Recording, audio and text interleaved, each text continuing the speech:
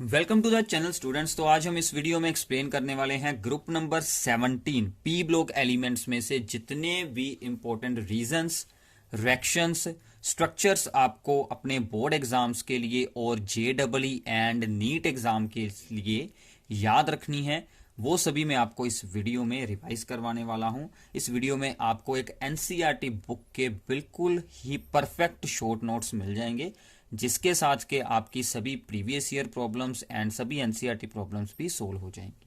ठीक है, तो स्टार्ट करते हैं ग्रुप नंबर 17 के बारे में।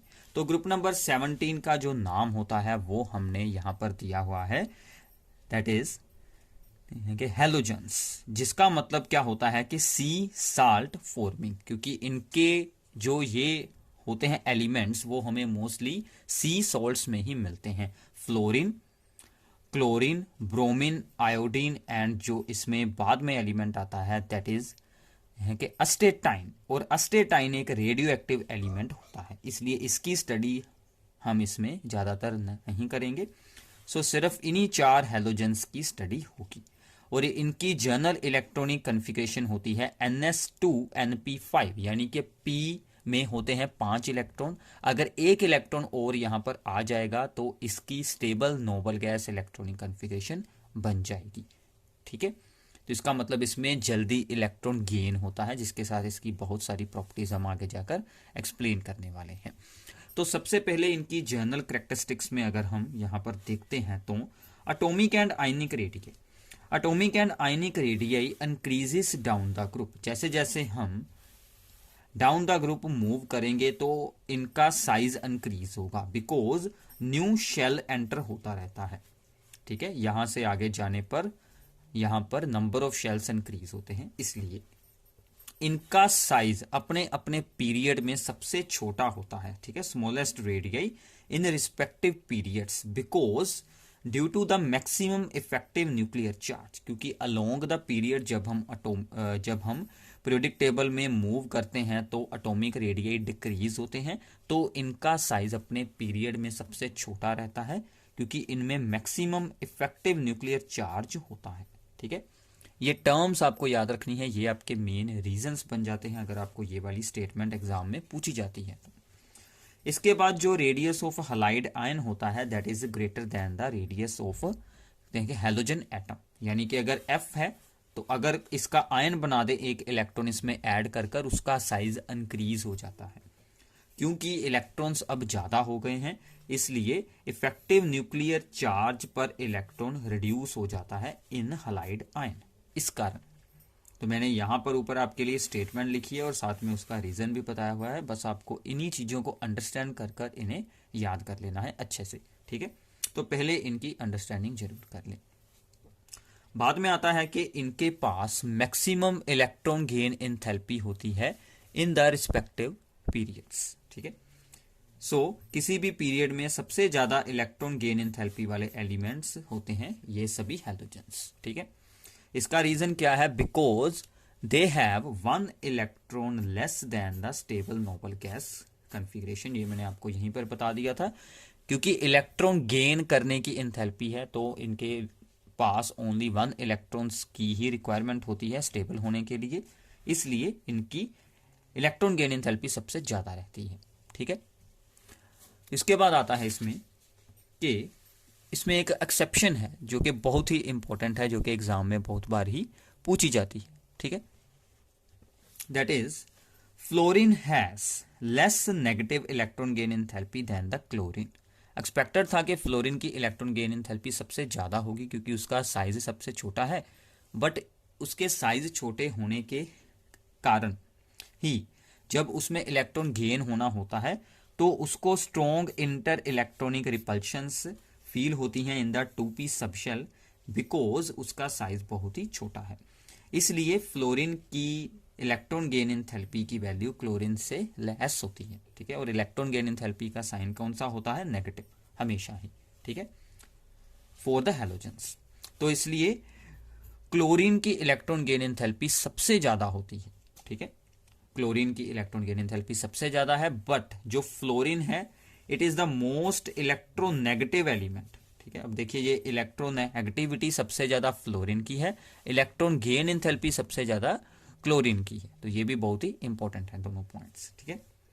And halogens are non metals, सभी के सभी हेलोजेंस नॉन मेटल्स होते हैं क्योंकि इनकी हाई आयनाइजेशन एंथैल्पी होती है और इनकी हाई इलेक्ट्रॉन एक्टिविटी होती है और इनकी इलेक्ट्रॉन गेन एंथैल्पी भी हाई होती है, इसलिए ये सभी नॉन मेटल्स हैं। सिर्फ जो इसमें आयोडीन है वो एक या दो सिर्फ पॉजिटिव आयंस बना सकता है, बाकी सभी के सभी ही यहाँ पर नॉन मेटल्स हैं, ठीक है।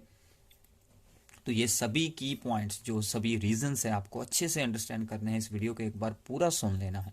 इसके साथ मैं आपको एक प्रैक्टिस के लिए एक असाइनमेंट दूंगा जिसमें कि सभी important NCERT problems and previous year problems होंगी, वो आपको बाद में सोल्व करनी है after watching this video. So now इसके बाद है अब यहाँ के हेलोजेंस आर कलर्ड, ठीक है। सभी हेलोजेंस क्या होते हैं? कलर्ड होते हैं, ठीक है, क्योंकि वो विजिबल स्पेक्ट्रम में से, विजिबल रीजन में से एनर्जी को अब्जॉर्ब कर लेते हैं, जिनके साथ उनके इलेक्ट्रॉन्स एक्साइट हो जाते हैं to the higher energy levels, इसलिए सभी हेलोजेंस क्या रहते हैं? कलर्ड होते हैं, ठीक है। तो अगर आपको ये चीज पूछी जाए तो आपको ये वाला रीजन एक्सप्लेन कर देना है, ठीक है। तो मैंने सिंपल से यहाँ पर आपको रीजंस बनाकर दिए हैं, ये आपको एक्सप्लेन करने हैं। बाद में इनकी कुछ ऑक्सीडेशन स्टेट्स के बारे में बात करते हैं, बहुत ही इंपॉर्टेंट, इसमें भी हमें जानकारी मिलती है। सबसे पहले fluorine only shows -1 oxidation state, ठीक है, and not any positive oxidation state. Fluorine की सिर्फ एक ही ऑक्सीडेशन स्टेट शो होती है, दैट इज द -1, क्योंकि fluorine is the most electronegative element, क्योंकि फ्लोरीन सबसे ज्यादा इलेक्ट्रोनेगेटिव एलिमेंट है, तो वो ऑलवेज इलेक्ट्रॉन्स को गेन ही करेगा, इसलिए -1 है। उसके पास डी ऑर्बिटल्स भी नहीं है, इसलिए वो इससे ऊपर कोई भी ऑक्सीडेशन स्टेट नहीं शो कर सकता, ठीक है। और जो बाकी के एलिमेंट्स हैं उनमें -1, +1, +3, +5, +7 तक ऑक्सीडेशन स्टेट्स शो हो सकती हैं। ये जो यहाँ पर +3, +5 और +7 है, ये उनके अंदर जो डी ऑर्बिटल्स हैं उनके होने के कारण ही शो होती है, ठीक है। तो ऐसे आपको एक स्पेसिफिक रीजन याद करना है सभी के लिए, ठीक है। इसके बाद है कि जो इनकी हायर ऑक्सीडेशन स्टेट्स हैं, जो हमने ऊपर अभी अभी बताई हैं, +3, +5, +7 वगैरह, वो जब ऑक्सीजन और फ्लोरीन के साथ कोई भी कंपाउंड बनते हैं उन्हीं में ही मोस्टली शो होती है। तो oxygen and fluorine stabilize the high oxidation states in metals. ये ही क्यों करते हैं? ठीक है, ऑक्सीजन और फ्लोरीन ही हाई ऑक्सीडेशन स्टेट्स हैं जो वो इनकी स्टेबलाइज बना सकते हैं।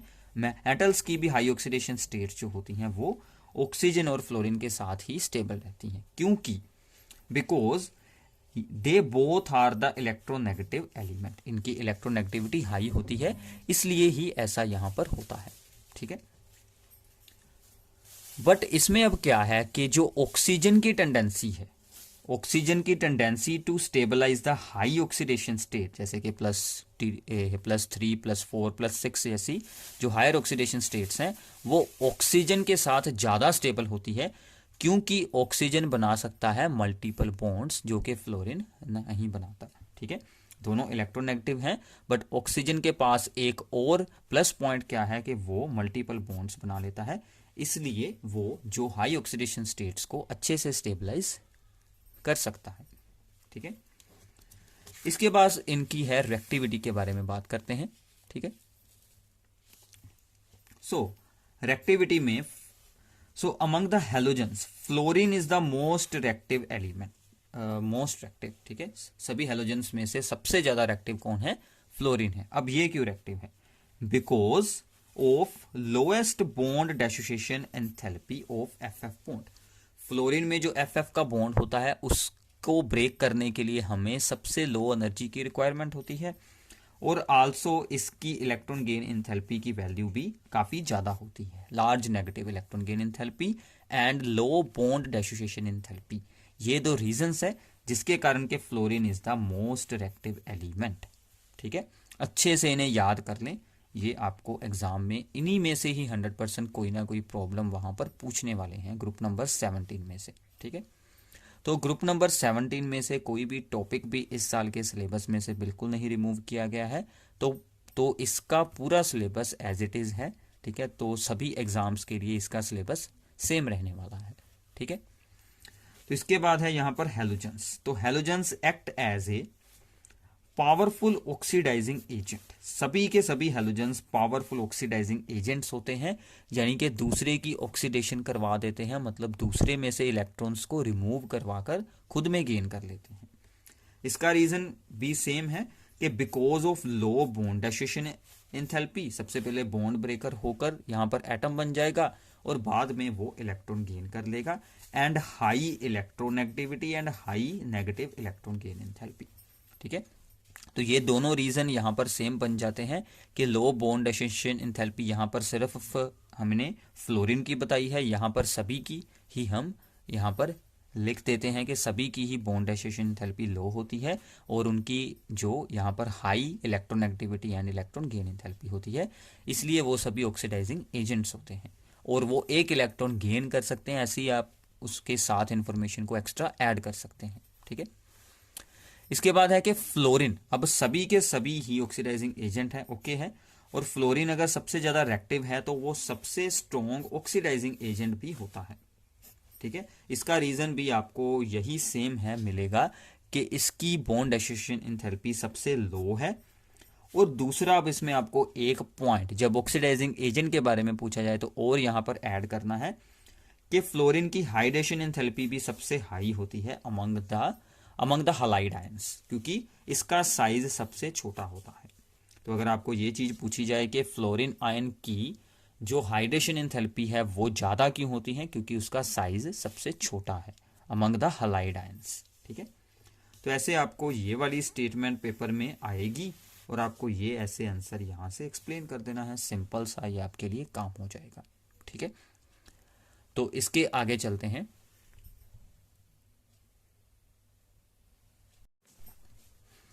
सुनाओ, इसके बाद है कि bond dissociation enthalpy of F bond is less than Cl2, यानी कि फ्लोरीन की बॉन्ड एंथैल्पी सबसे लो क्यों होती है। ठीक है, अगर हमें इस बारे में यह पूछा जाए, क्योंकि जैसे कि हमने अभी अभी रीड किया है कि हमने 2-3 रीजंस में यही बताया कि फ्लोरीन की बॉन्ड डेसिशन एंथैल्पी सबसे लो है, क्योंकि फ्लोरीन का सबसे छोटा साइज है, इसलिए फ्लोरीन में जो नॉन बॉन्डिंग इलेक्ट्रॉन्स होते हैं उनमें रिपल्शंस शुरू हो जाती हैं, इसलिए उसकी बॉन्ड डेसिशन एंथैल्पी सबसे लो हो जाती है। मतलब ये बॉन्ड ब्रेक करना इजी होता है क्योंकि रिपल्शंस वहां पर आ चुकी हैं due to the non bonding electrons. ठीक है, इसलिए ओके।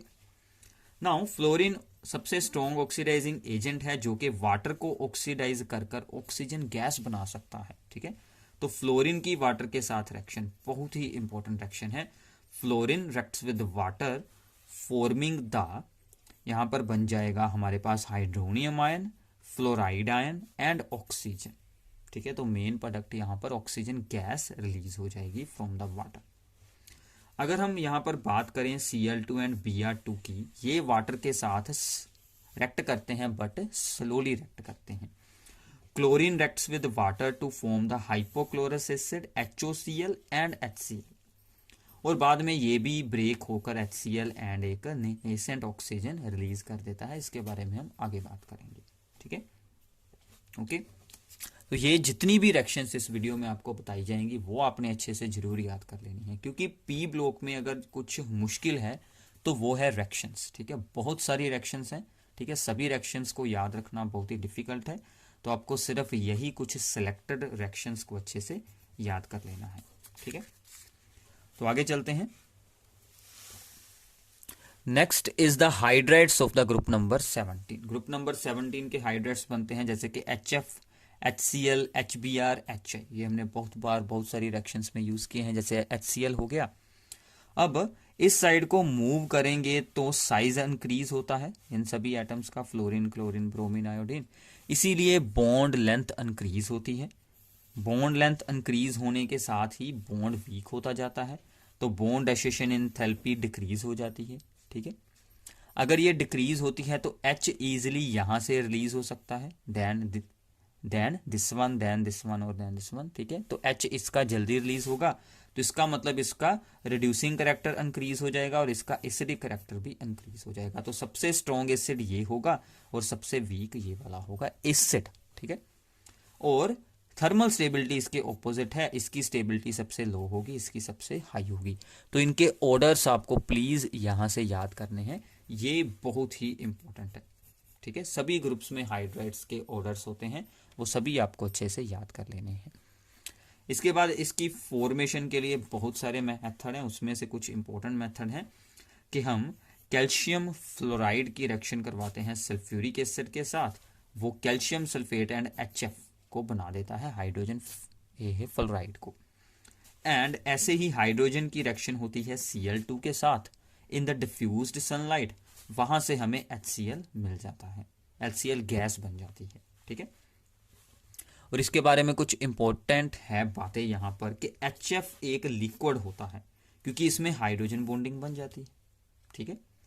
और HF को हम ग्लास बोटल्स में बिल्कुल नहीं स्टोर करते क्योंकि ये ग्लास के साथ, ग्लास में प्रेजेंट सिलिका के साथ रिएक्ट कर जाता है और जो उसमें सोडियम सिलिकेट या फिर उसमें जो होता है सिलिका उसके साथ रिएक्ट कर जाता है, इसलिए हम इसको ग्लास बोटल्स में बिल्कुल नहीं स्टोर करते, इसको वैक्स बोटल्स में या फिर प्लास्टिक बोटल्स में, जो यहाँ पर हार्ड प्लास्टिक बोटल्स में स्टोर किया जाता है, ठीक है।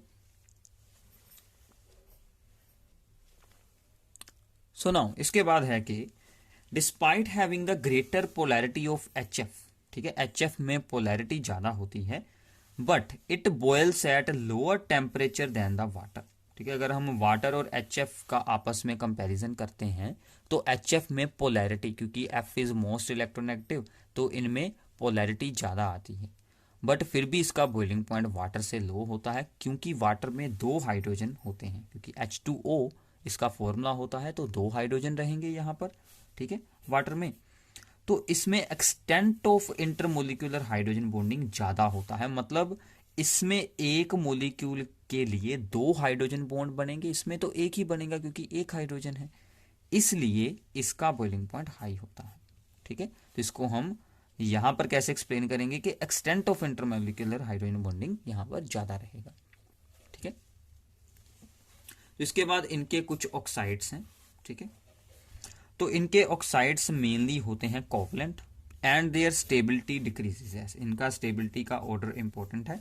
आयोडीन के ऑक्साइड्स होते हैं सबसे ज्यादा स्टेबल, फिर आते हैं क्लोरीन के, और सबसे लो स्टेबिलिटी वाले होते हैं ब्रोमीन के। इनके कुछ रीजंस हैं।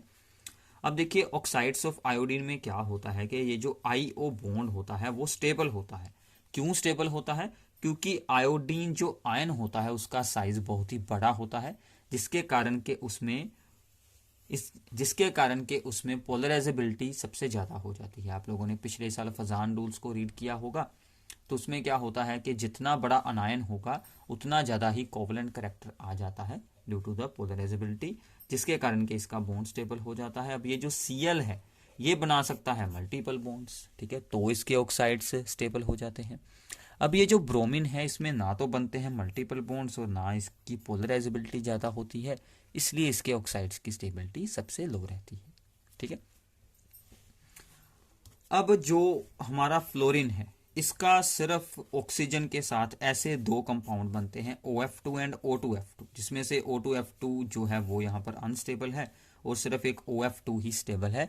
इसको हम ऑक्साइड नहीं बोलते, इसको हम बोलते हैं फ्लोराइड, ठीक है, क्योंकि फ्लोरीन की इलेक्ट्रोनेगेटिविटी ज्यादा है इसलिए, ठीक है। तो यहाँ पर ऑक्साइड हमने सिर्फ इसलिए लिखा है क्योंकि ऑक्साइड्स वाला हमारा मेन टॉपिक है, बट इसको हम फ्लोराइड ही बोलेंगे, ठीक है। अब एक आयोडीन का ऑक्साइड है जिसका कि बहुत ही अच्छा एक यूज किया जाता है, ठीक है। तो आयोडीन का ऑक्साइड है I2O5, ठीक है। ये एक स्ट्रॉन्ग ऑक्सीडाइजिंग एजेंट होता है, इसलिए इसको यूज किया जाता है in the detection and estimation of the carbon monoxide, क्योंकि ये कार्बन मोनोऑक्साइड के साथ रिएक्ट होकर CO2 गैस बना देता है और बाद में जितनी यहाँ पर आयोडीन फॉर्म होती है या फिर जितना ये यूज होता है उसके साथ इसकी एस्टिमेशन भी की जा सकती है इजीली, ठीक है। सो नाउ इसके बाद आता है सबसे इंपॉर्टेंट टॉपिक इस ग्रुप में से, इंटर हैलोजन कंपाउंड्स, ठीक है। जब हैलोजेंस किसी दूसरे हैलोजन के साथ जुड़कर कोई कंपाउंड बनाते हैं उनको हम बोल देते हैं इंटर हैलोजन कंपाउंड। तो अगर आपको आए कि क्या होते हैं ये, तो आपको ये डिफाइन कर देना है कि कंपाउंड कंपाउंड्स containing टू और मोर डिफरेंट हैलोजन एटम्स, दो या दो से ज्यादा डिफरेंट हैलोजन एटम्स होंगे, and no atoms from any other group, कोई भी और ग्रुप के वहां पर एटम्स नहीं होने चाहिए, सिर्फ हैलोजेंस होने चाहिए। ठीक है, इनको हम बोलते हैं inter halogen compound. For example ClF3, IF5, BrF3, ClF, ये सभी बाइनरी इंटर हैलोजन कंपाउंड्स हैं जिसमें कि दो डिफरेंट हैलोजेंस जुड़े हुए हैं। ठीक है, इनका जर्नल फार्मूला रहता है X N, यानी कि एक हैलोजन X है और दूसरा है X'। ये जो आगे वाला हैलोजन है इसका साइज होगा लार्ज और इसकी इलेक्ट्रॉनेगेटिविटी होगी लो, और दूसरा जो है जो कि 3 या फिर 5 भी साथ में जुड़ सकते हैं वो छोटे वाला होगा, जैसे कि फ्लोरीन होगा मोस्टली। ठीक है, और इसकी इलेक्ट्रॉनेगेटिविटी भी हाई होगी। इनको बनाने के लिए हमें क्लोरीन फ्लोरीन जैसी गैसेस को आपस में रिएक्ट करवाना पड़ता है। तो जैसे कि chlorine reacts with excess of the fluorine, ठीक है, तो ये हमें बना देता है ClF3। Bromine reacts with excess of the fluorine, ये हमें बना देता है BrF5। ऐसे ही हमारे इनमें कुछ आयंस भी बन सकते हैं। ठीक है ना, पॉजिटिव आयंस भी बन सकते हैं, नेगेटिव आयंस भी बन सकते हैं। जैसे कि आयोडीन जब I नेगेटिव आयंस यानी कि सकते हैं कि आयोडाइड आयंस के साथ रिएक्ट करता है तो ये I3 नेगेटिव आयन बना लेता है। ठीक है, तो ऐसे इनके कुछ आयंस भी बन जाते हैं जो कि इंटर हैलोजन कंपाउंड्स ही होते हैं। सो नाउ अब इनके बारे में कुछ इंपॉर्टेंट रीजंस जो आपको पेपर में डायरेक्टली पूछे जाते हैं। Due to small size and high electronegativity, ठीक है, मीन्स दैट के फ्लोरीन इज मोस्ट इलेक्ट्रोनेगेटिव। ठीक है, तो इसका रीजन क्या है कि क्योंकि फ्लोरीन का साइज सबसे छोटा है और उसकी इलेक्ट्रोनेगेटिविटी सबसे ज्यादा है, इसी के ही कारण उसमें क्या होता है कि fluorine does not play the role of central atom in interhalogen compound. जैसे कि मतलब कि फ्लोरीन के आसपास कोई और हैलोजेंस को हम नहीं जोड़ सकते, फ्लोरीन किसी दूसरे के आसपास हो सकता है, मतलब कुछ ऐसे कंपाउंड्स हम बिल्कुल नहीं बना सकते। ये चीज बिल्कुल नहीं बन सकती, ये चीज बन सकती है। ठीक है, दिस इज ओके। मतलब फ्लोरीन एक सेंट्रल एटम का रोल बिल्कुल नहीं प्ले करेगा क्योंकि उसका साइज छोटा है और वो मोस्ट इलेक्ट्रोनेगेटिव है। ठीक है, तो वो सिर्फ इलेक्ट्रॉन गेन कर सकता है। ठीक है, पॉजिटिव ऑक्सीडेशन स्टेट नहीं दिखा सकता। ओके, तो इसके बाद है इसमें कि fluorine form the largest number of interhalogen compounds. Mostly सभी इंटरहैलोजन कंपाउंड्स जो हैं ब्रोमीन के, क्लोरीन के, ये मोस्टली जो है वो फ्लोरीन के साथ बनते हैं क्योंकि इसका साइज छोटा है और इसकी इलेक्ट्रोनेगेटिविटी सबसे ज्यादा है। ठीक है, तो ये इसका रीजन है। इससे दोनों के आंसर आपको मिल जाएंगे, चाहे ये स्टेटमेंट आए चाहे ये इसका एक छोटा सा आंसर है। ठीक है, अब इसके बाद, ठीक है, interhalogen compounds are more reactive than halogens. Halogens से ज्यादा रिएक्टिव होते हैं इंटरहैलोजन कंपाउंड्स क्योंकि bond between the dissimilar atoms, दो अलग अलग हैलोजन एटम्स के बीच का बॉन्ड वीक होता है than between the similar atoms. ठीक है, अगर दो सेम हैलोजेंस हैं तो उनका बॉन्ड यहां पर वीक होगा, देन अगर दो यहां पर हैलोजेंस अलग अलग हैं तो उनका बॉन्ड वीक होगा देन अगर वो दोनों सेम हैं तो। जैसे कि यहां पर अगर हम बात करें कि I और Cl का बॉन्ड वीक होगा, सो इसलिए this is more reactive then the iodine. ठीक है, ऐसे ही ClF3 is more reactive then the Cl2। ऐसे आपको कोई भी दो जो आपस में हैं वो यहां पर कंपेयर कर कर पूछे जा सकते हैं। इसका आंसर आपको यही लिखना है, यहां से बिकॉज वाला। ठीक है, और इनमें एक एक्सेप्शन है कि फ्लोरीन सबसे ज्यादा रिएक्टिव यहां पर भी रहने वाली है, सभी इंटरहैलोजन कंपाउंड से भी ज्यादा रिएक्टिव रहने वाली है फ्लोरीन। इसका रीजन हमने पीछे रीड किया हुआ है, due to low bond dissociation enthalpy and high electron gain enthalpy. ठीक है, वो सेम रहेगा। ओके, अब कुछ इंटरहैलोजन कंपाउंड्स की स्ट्रक्चर्स हैं, प्लीज इनको साथ में ही ड्रॉ करना। ठीक है, तो आपको अच्छे से याद हो जाएंगी। ठीक है, सबसे पहले है ClF3। ClF3 हो, BrF3 हो, चाहे कोई भी हो जिसका फॉर्मूला ऐसा हो, यानी कि एक हैलोजन के साथ जुड़े हों कोई दूसरे 3 हैलोजन, सभी की सेम स्ट्रक्चर ये वाली बनने वाली है।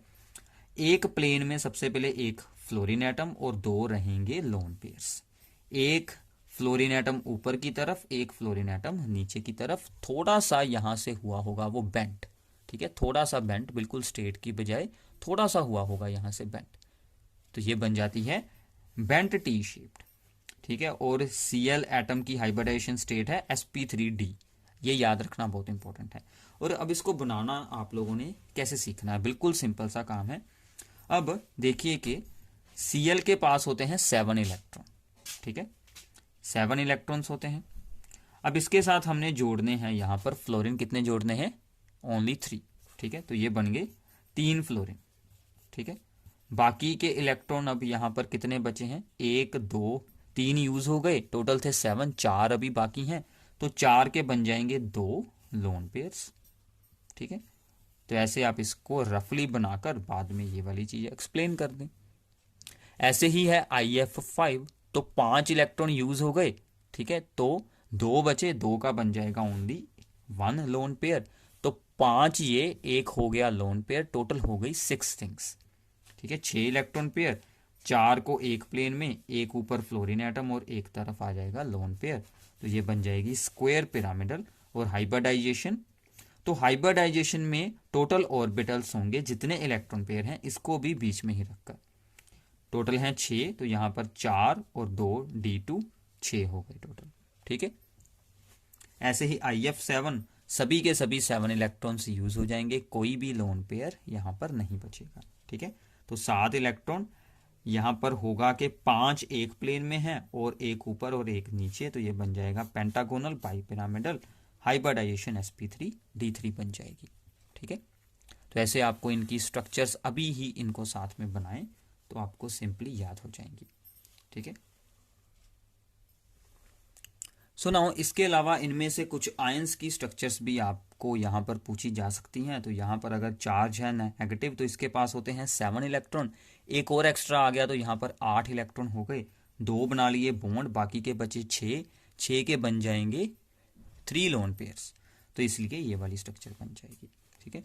तो ऐसे ही एक ClF3 का यूज होता है, उसको यूरेनियम हेक्सा फ्लोराइड बनाने के लिए यूज किया जाता है, जिसको के बाद में यूरेनियम 235 जो आइसोटोप है उसकी इनरिचमेंट के लिए यूज किया जाता है, ठीक है। तो ये अगर इसका कोई यूज पूछा जाए तो आप लोग इसका यूज बता सकते हैं। एंड इंटरहैलोजन कंपाउंड्स के साथ आइसो इलेक्ट्रॉनिक जो आयंस होते हैं उनके बारे में भी पूछा जा सकता है कि इस ClO1 नेगेटिव आयन के आइसो इलेक्ट्रॉनिक कौन सा इंटरहैलोजन कंपाउंड होगा।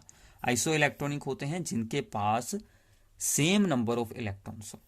अब इसके पास होंगे 7, ठीक है, वैलेंस शेल में, या फिर आप इसका एटॉमिक नंबर भी यूज कर सकते हैं। तो इसका एटॉमिक नंबर यूज करते हैं, इसका होगा 17, ऑक्सीजन का होगा बस 8 और एक इलेक्ट्रॉन है यहाँ पर एक्स्ट्रा, तो टोटल यहाँ पर बन गए हैं 26। तो इसका होगा 17, इसका एटॉमिक नंबर बन गया 9, तो ये भी बन गया 26। तो ये बन गया ClF, यानी कि ऑक्सीजन के अगला जो एलिमेंट है हमने वो यूज कर लिया फ्लोरीन, ठीक है। सो नाउ इसके बाद इनके कुछ इंपॉर्टेंट कंपाउंड्स के बारे में बात करते हैं। तो सबसे पहला है यहाँ पर Cl2 यानी कि क्लोरीन, ठीक है। क्लोरीन को बनाने के लिए हम MnO2 की रिएक्शन करवा सकते हैं HCl के साथ, ये भी रिएक्शन एग्जाम में बहुत बार पूछी गई है। इससे बन जाता है MnCl2 और ये बन जाता है Cl2। यहाँ पर Cl की ऑक्सीडेशन स्टेट रहेगी -1, यहाँ पर बन जाएगी 0, ठीक है, यानी कि उसका ऑक्सीडेशन नंबर जो यहाँ पर इंक्रीज हो चुका है, ठीक है। सो ऐसे ही यहाँ पर aqueous solution of the chlorine in is called the chlorine water, ठीक है। और ये जो क्लोरीन वाटर होता है अगर हम इसको ज्यादा समय तक रखेंगे तो इसका येलो कलर जो है वो डिसअपीयर होना शुरू हो जाता है। ये क्यों होता है, क्योंकि ये रिएक्शन होने के साथ वाटर के साथ रिएक्ट होकर Cl2 यहाँ पर HClO एंड HCl बना लेती है। ये रिएक्शन मैंने आपको ऑलरेडी ही बता दी थी, Cl2 की वाटर के साथ रिएक्शन, ठीक है, जो कि बहुत ही स्लो रिएक्शन होती है, ठीक है। अब ये रिएक्शन सभी बहुत ही इंपॉर्टेंट है। क्लोरीन की रिएक्शंस विद सम सकते हैं कि अल्कलीस, जैसे कि सोडियम हाइड्रोक्साइड अगर हम यूज करेंगे कोल्ड तो क्या होगा, NaCl and NaClO and H2O यहां पर फॉर्म हो जाएगा। तो NaClO यानी कि सोडियम हाइपोक्लोराइड, अगर सोडियम हाइड्रोक्साइड होगा यहां पर कोल्ड, अगर होगा सोडियम हाइड्रोक्साइड यहां पर हॉट, तो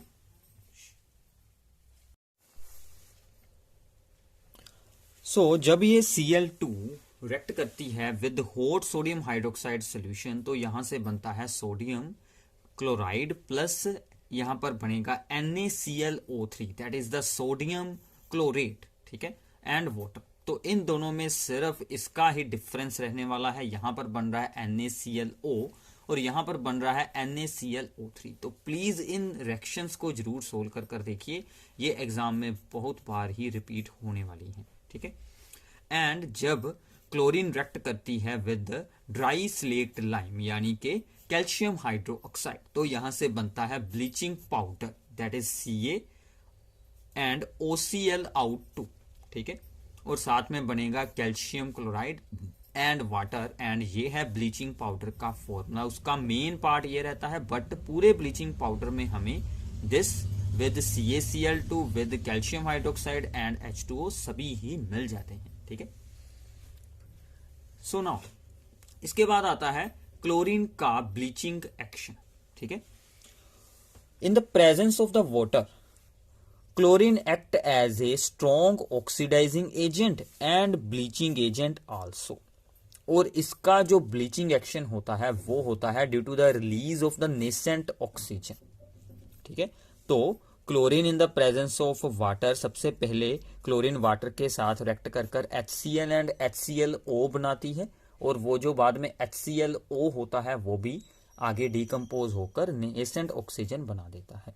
तो इसका ब्लीचिंग एक्शन होता है परमानेंट एंड ये ड्यू टू ऑक्सीडेशन होता है। ये बातें आप लोगों को याद रखनी है। और इसमें HCl हो जाता है प्रोड्यूस, तो इसलिए जो आर्टिकल्स होते हैं डेलिकेट उनकी ब्लीचिंग के लिए इसको बिल्कुल नहीं यूज किया जाता, ठीक है।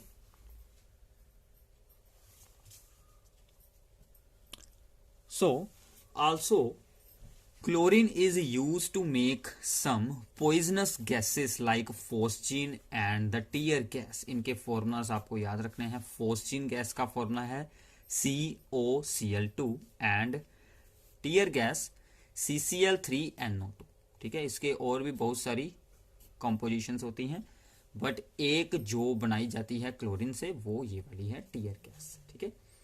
इसके बाद हम बात करेंगे HCl के बारे में, ठीक है। तो HCl यानी कि हाइड्रोजन क्लोराइड, ठीक है।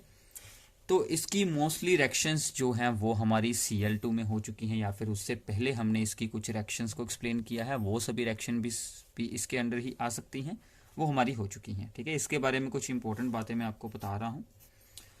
तो ये रिएक्ट करती है, ये रिएक्ट होती है गैस विद आयरन। जब HCl के साथ रिएक्ट होता है तो FeCl2 बनता है, ये होता है फेरस क्लोराइड। तो इसके बारे में आपको एग्जाम में पूछा जा सकता है कि FeCl2 क्यों बनता है, FeCl3 क्यों नहीं बना यहां पर, ठीक है। क्योंकि यहां पर हाइड्रोजन गैस रिलीज होती है जो इसमें फेरिक क्लोराइड की फॉर्मेशन को रोक देती है, ठीक है। ये जो हाइड्रोजन रिलीज हुई है इसी के कारण, ठीक है। और HCl को with concentrated HNO3 and concentrated HCl, इन दोनों का 3:1 में अगर हम मिक्सचर यूज करते हैं उसको हम बोल देते हैं एक्वारेजिया। ये दोनों रिएक्ट होकर अपने में से एक नेसेंट क्लोरीन को रिलीज करती हैं, जिसके साथ के गोल्ड और प्लेटिनम भी इसमें डिसोल्व किए जा सकते हैं। और गोल्ड और प्लेटिनम किसी भी और चीज के साथ रिएक्ट नहीं होते, बट वो एक्वारेजिया में रिएक्ट हो जाते हैं, उसमें डिसोल्व किए जा सकते हैं, ठीक है। ये दोनों होते हैं नोबल मेटल्स, ठीक है। इनकी रिएक्टिविटी बहुत ही लो होती है। फिर आते हैं इसमें ऑक्सो एसिड्स, ठीक है। तो ऑक्सो एसिड्स के बारे में कुछ इंपॉर्टेंट पॉइंट्स एंड उनकी कुछ इंपॉर्टेंट स्ट्रक्चर्स, तो स्ट्रक्चर्स आपको साथ में ही बनानी है, ठीक है। पहले की तरह ही fluorine forms only one oxo acid, fluorine सिर्फ एक ही ऑक्सो एसिड बनाता है HFO, क्योंकि उसका स्मॉल साइज है, हाई इलेक्ट्रॉन नेगेटिविटी है और डी ऑर्बिटल्स की नॉन अवेलेबिलिटी है, इसलिए उसकी एक ही ऑक्सीडेशन स्टेट होती है -1। ये हमने पहले भी रीड किया है। इसी के कारण वो सिर्फ एक ही ऑक्सो एसिड बनाता है। ठीक है। अब ये जो ऑक्सो एसिड्स बनते हैं इनका एसिडिक करेक्टर डिक्रीज करता है जैसे जैसे इलेक्ट्रोनेगेटिविटी डिक्रीज करती है। तो ये वाला सबसे स्ट्रॉन्ग रहेगा, उसके वीक ये वाला और सबसे वीक ये वाला। ठीक है। अगर हम सेम हैलोजन के डिफरेंट ऑक्सो एसिड्स बनाएं तो उनमें क्या रिलेशन होगा, एसिडिक करेक्टर डिक्रीज करेगा इस ऑर्डर में। HClO4 सबसे ज्यादा स्ट्रॉन्ग, ये बहुत बार आया है पेपर में। ठीक है। और इसका अब क्या मतलब है कि जितना ज्यादा Cl का ऑक्सीडेशन नंबर होगा, ठीक है, उतना ज्यादा ही वो स्ट्रॉन्ग एसिड होगा। और या फिर इनके जो बनेंगे कंजुगेट बेस, वो इसका सबसे ज्यादा स्टेबल होता है। कंजुगेट बेस क्या होते हैं, जब हम इसमें से एक हाइड्रोजन आयन को रिमूव कर लेते हैं, ये वाला कंजुगेट बेस ClO4 1 नेगेटिव। ऐसे ही दूसरे का बनेगा ClO3 1 नेगेटिव। ये सबसे ज्यादा स्टेबल होता है। ठीक है, दिस इज स्टेबल, क्योंकि 4 ऑक्सीजन जुड़े हैं इसके कारण ये स्टेबल होता है। तो उतना ही स्ट्रॉन्ग ये एसिड होगा। तो दोनों रीजंस आपको साथ में एक्सप्लेन कर देने हैं इसके एसिडिक स्ट्रेंथ के ऑर्डर के लिए। ठीक है। इनकी स्ट्रक्चर्स बिल्कुल इजी हैं, सब में एक OH ग्रुप आपको जोड़ना है। ठीक है। बाकी के सभी ऑक्सीजन आपको Cl के साथ एज ए डबल बॉन्ड जोड़ने हैं। अगर HClO है तो ये सिर्फ एक ऑक्सीजन, अगर O2 है तो एक यहां पर लग गया, अगर है O3 तो 2 लग गए, अगर O4 है तो यहां पर लग जाएंगे 3 oxygen by the double bond, और एक लगेगा OH ग्रुप जिसमें से कि H रिलीज होगा। ठीक है। सो ये था आपके लिए ग्रुप नंबर 17। तो अब हम स्टार्ट करते हैं ग्रुप नंबर 18 के बारे में। So now group number 18 is very very simple. इसमें आती हैं नोबल गैसेस। ठीक है, जो कि स्टार्टिंग होती है यहां पर देखते हैं कि बस He, फिर आती है नियोन, फिर आता है आर्गन, क्रिप्टॉन, जीनोन, रेडोन। ठीक है, इनकी स्टेबल इलेक्ट्रॉनिक कॉन्फ़िगरेशन होती है NS2 NP6। तो स्टेबल इलेक्ट्रॉनिक कॉन्फ़िगरेशन होने के ही कारण बहुत सारे हमें आंसर्स मिल जाते हैं। So they have no tendency to gain और loss electrons due to the stable electronic configuration. साथ में ये आपको लिख देनी है NS2 NP6। They are inert, इनकी रिएक्टिविटी काफी लो होती है due to stable electronic configuration. They have high ionization enthalpy, इसका भी रीजन सेम रहेगा। 0 और large positive electron gain enthalpy, क्योंकि इलेक्ट्रॉन ही गेन नहीं होने वाला। और these are mono atomic gases, सिर्फ एक एक एटम ही ये स्टेबल होता है। इन सभी का एक ही ये छोटा सा आंसर है, due to stable electronic configuration. ठीक है। So now in these monoatomic gases there are weak van der Waals forces between atoms of the noble gas, therefore they have, इसके कारण क्या होगा, very low melting points and boiling points and not easily liquefied। और ये सभी क्या होती हैं, गैसेज होती हैं। ठीक है। और सबसे लोएस्ट बॉइलिंग पॉइंट अगर किसी एलिमेंट का है तो वो है He, that is called helium. इसका है 4.2 केल्विन। ठीक है, दैट इज हीलियम, सबसे पहली नोबल गैस। ओके।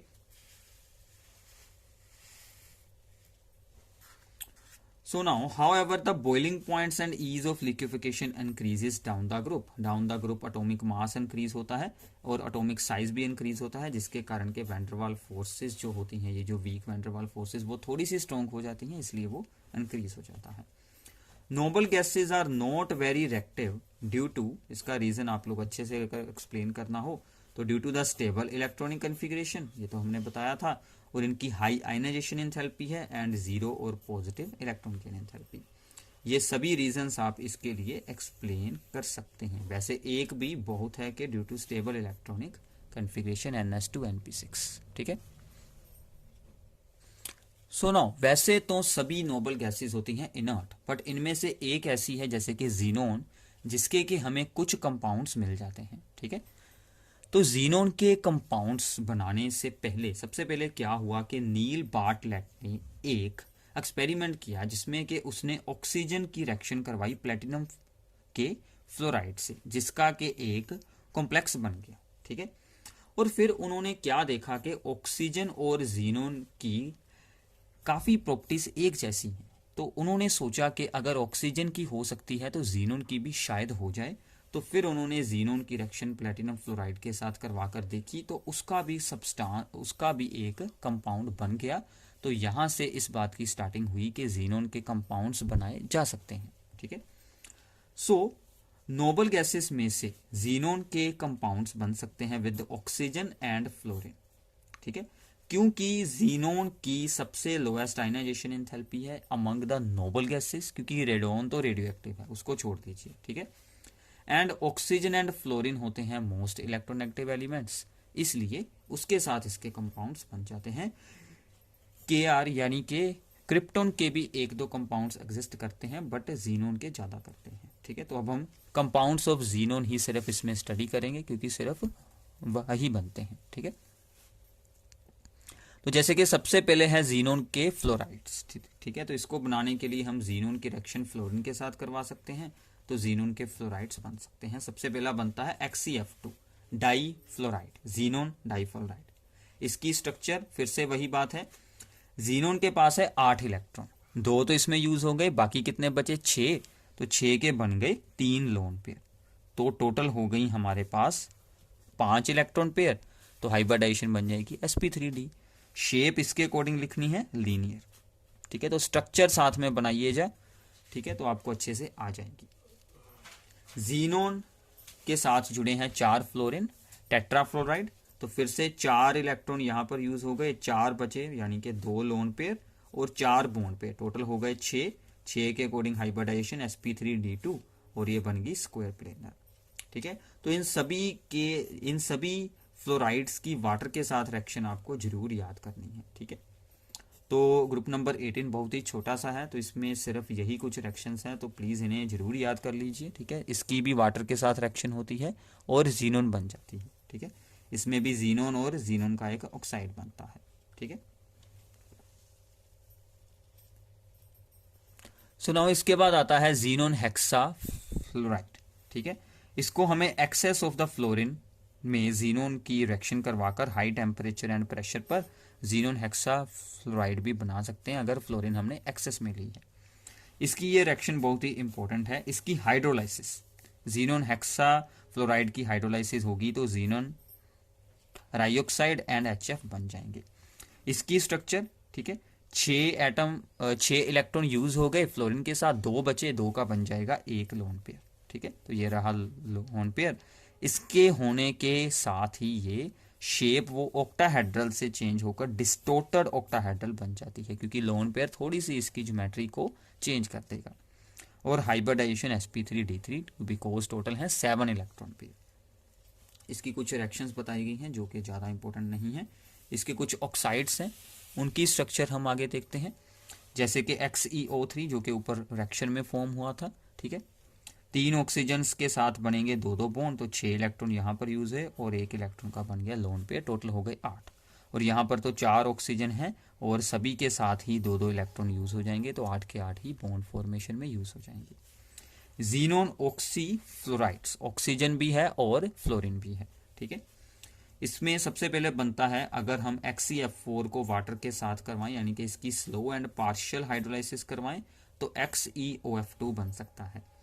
ऐसे ही अगर हम जीनोन का जो हेक्सा फ्लोराइड है इसकी पार्शियल हाइड्रोलाइसिस करवाएं, ऊपर थी इसकी कंप्लीट हाइड्रोलाइसिस जिसमें बना था XeO3, यहां पर बन रहा है XeOF4।